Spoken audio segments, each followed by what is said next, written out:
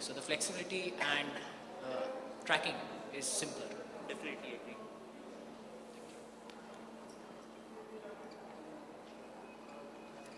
So I think we're already we've covered a lot of points. I think we're free to talk about the other side of things. So people want to discuss why would need to keep manual testing alive, and what benefits it has. So If more people want. yeah, My name is Vibhor. yeah. So yeah, why we should have manual testing alive? We should not completely automate everything. So we are gonna discuss the next part of it, and yeah, you can start it. Actually, I was here to explain the last concept. So we'll mix everything. Okay. Now, as far as this concept was cleared about volume testing, I think that the number of combinations, there are n number of combinations, means there are n number of permutation and combination. So it is next to impossible to implement in manual. So it's much better way to opt for automated. So more coverage or basically Combination expectations, what are the conditions that can be implemented, what type of conditions can be introduced in critical cases as well as in normal cases. It can be very much easily implemented in automated. So you have to comment. So there is always a trade-off between manual and automation testing. So I mean, automation testing in itself takes a lot of effort, and you need to have a well-defined what you say. You need to have a well-defined nature of testing in order to automate. So it's not possible to automate every time. I mean, it depends on the cost of your project, the resources that you have, and so in that scenario, it becomes more important to focus on manual testing during the initial phases of the project. And again, when you are testing something relatively very new, manual testing becomes very important. It helps you think and come up with even new scenarios or different scenarios that you might not have think of when you are actually writing the test strategy or the test specifications. I mean, it does happen sometimes. So in the initial phases, it's very important that you focus on manual testing. And once the product reaches a relative degree of stability, then you can think of going for an automation. Right. So probably you can automate some of the test cases that you think are pretty clear. I mean, the functionality is pretty stable, and you can go for automation for that area. So one is you talked about cost, and another one is exploring different scenarios. Okay. We can't go for automation testing where we need some kind of ad hoc testing. For example, we need some man behind a machine. There are some complex scenarios that need some man behind the machine to test. So there in that cases, automation is not a good candidate. Right. And secondly, automation can be used only for those test cases that are predefined. So if you want to have something new, if you want to try something new, then this is not the thing. We can automate only those things that are being defined or that are at test cases level. Right. So ad hoc testing is the thing that we should not automate, or we can't go for automation. Right.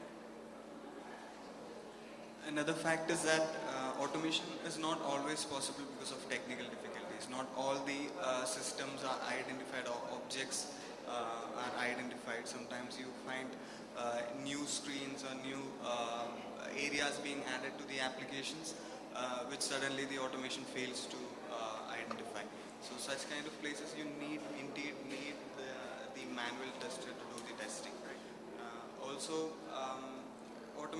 automated testing is always, it goes through a scripted flow. You can probably do it 100 times, but it wouldn't go outside that flow. So it's again supporting the point what he said. Anything which every system needs exploration, which is delivered to client when there are many people using this system. If it is a system which is used by various kind of users, where you do not have too much training going on to the user, automation might not be a very good candidate. Definitely, yes. So totally agreed. So one point you made is about, I just whether the scenario is automatable or not, and another point which you're saying is the human intervention is required when actually script will go through all the 100 flows. Each time it will go through the same flow, but the human touch is required, wherein I can see another things as well while doing that particular flow. That's true. My name is Bhur Chaurasi. As far as my perception is clear, see the main concept behind the manual testing is that the main idea behind manual testing is human brain, okay, and the automated testing is done by human brain. So we can't compete with human brain and any automated tool. So what is the basic perception is that in the automated tools, there are predefined conditions. So depending upon that fact, particular actions are taken. So I think that manual testing is much better because we can think a particular condition, a particular factor in a much cheaper way or a much less time consuming way. So that's my perception. So can you please raise that again? Means at any cost, manual testing is far much easier factor or far much preferable factor as compared to automated. Depending upon that, the main pillar behind the automation tool is human brain, because we have created, and there might be chances that most of the conditions can be easily tackled as compared to the automation tools. So in that point of perception, I think manual testing much preferable way.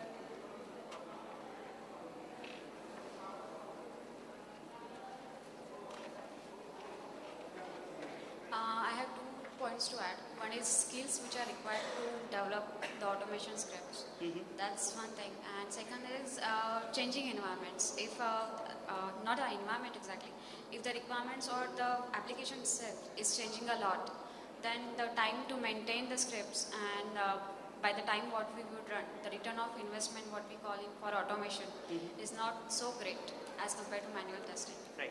So that's a 2 points. And third was like support. I mean, many times it says that, okay, this tool will support this version of this software or technology. Time it doesn't support the next thing. So it's like something saying what another person has said, that technical feasibility, that object won't be identified later on. I might be repeating the point. I want to say that to achieve better user experience, we should do usability testing, and that should be done manually only. That's my point. What point I was having in mind was already been covered by somebody, and one is like 80% of the jobs will be gone. If we have 80% of the jobs will be gone, it is just like it is jokes. It is jokes about. And I truly feel like manual testing cannot be replaced, and that is just like it is like replacing humans by machines, and that is like not possible. My points are already been covered. I think it is not the point which is better, manual or automation. We are here in a kind of situation where we are going to make a dish, and everything is required in certain percentage. Then only the flavor will come. Right. Right. So automation is generally we go for data-driven tests. The tests where repetitive actions are required, and the things where a machine takes very less time as compared to a manual person to perform that action. Secondly, the manual tests are basically when we need a human eye interaction, like look and feel of the application, and like at the very beginning phase of development, when the automation cannot do the job, then manual testers are very helpful. Right. So it is not like something is better, something is bad. Automation covers all the regression part. It ensures that the defects are not cam because of the changes that have come in the new models that are under development. And in manual things are required when we have to give the final touch and at the very initial stages of the development. So what I understand was like automation is more preferable when the product is stable, and if it is in very initial stage, then automation could be more expensive, and that time manual is more preferable. So here's point. Yeah. So I have like few points, like there were a lot of discussions around ROI during automation. So if automation is really good, ROI is much better than what you invest in the manual testing. So maybe I'm spinning it off, but yeah, ROI is like return of investment on automation. So like I have always found that it is always better to go for automation. Second thing was like wherever like someone told like we have to have like manual test cases to write automation. It's right to a certain extent, but if we have requirements very clear, laid out very properly, then maybe we can directly jump to the automation. There are few projects in ThoughtWorks where we directly jump to the automation as well, and it has always helped us. So basically, again, one point was that you raised now that it should be always done on the stable applications. I again counter that is like, if this application is unstable, we really need to have a good safety net for tests so that if anything goes wrong out of the requirement, we should be able to catch it really fast. Maybe a manual guy won't be able to catch it that fast, but automation will really catch it fast. It will immediately give you a feedback that, okay, this is something that was according to requirement, now it is failed. Just a second, I just want to, counter his point. Like, if I'm not wrong, ThoughtWorks is using agile methodology, and in agile methodology, the requirements will be varying very fast. So in that case, if at all you have automated something, and in next sprint it is going to change altogether, then in that case, to change your whole script altogether, I feel rather than changing your script, a manual will be much better, because your requirements are varying very fast, and first iteration is different, and second iteration is different, and sprint wise it is going, and final product which is coming out is altogether different, which you may not be expecting. So that way, what you have made your first script, that has zero value. So your efforts have gone wasted.